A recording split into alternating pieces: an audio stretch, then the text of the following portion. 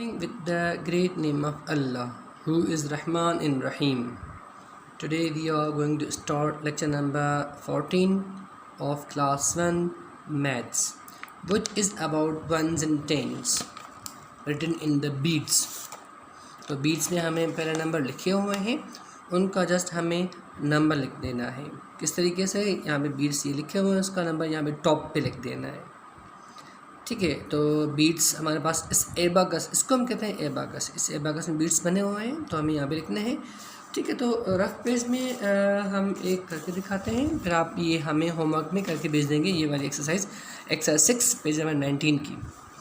ठीक है, तो मैंने ये एक लिखा हुआ है, एक एबाकस मैंने यहाँ पे बनाया हुआ है. ठीक है, अच्छा यहाँ पे देखिए टेंस में 3 बीड्स बने हुए हैं, तो हम यहाँ पर टेंस में पहले जो टेंस आता है, टेंस में 3 बीड्स बना देंगे. ठीक है, तरतीब से. उसके बाद वंस में कोई भी बीड नहीं है, यानी कि वंस खाली है, तो यहाँ पे वंस हम 0 डाल देंगे कि कोई भी उसमें बीड नहीं है. सही है, यानी कि जिसमें होंगे बीड्स बने हुए जिस ब्लॉक में, उसमें हम लिख देंगे. इसमें नहीं होंगे उसमें हम 0 डाल देंगे.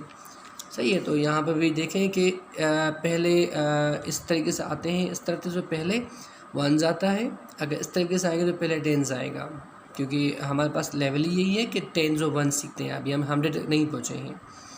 सही है, तो वंस में कितने हमारे पास बीट्स बने हुए हैं? 1 2 3 4 5. तो यहाँ पर आप 5 लिख दें.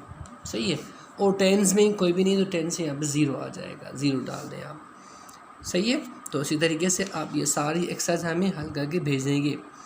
ठीक है, अगर किसी एबाकस में दोनों वैल्यू तो दोनों में लिख देंगे. जैसे कि यहाँ पर है वंस में 2 है, तो यहाँ पे आप 2 लिख देंगे. टेंस में 1 है, तो यहाँ पे आप 1 लिख देंगे, तो 1 to 12 हो जाएगा. ठीक है, तो इसी तरीके से आप ये एक्सरसाइज हमें होमवर्क में करके भेज देंगे. Thank you.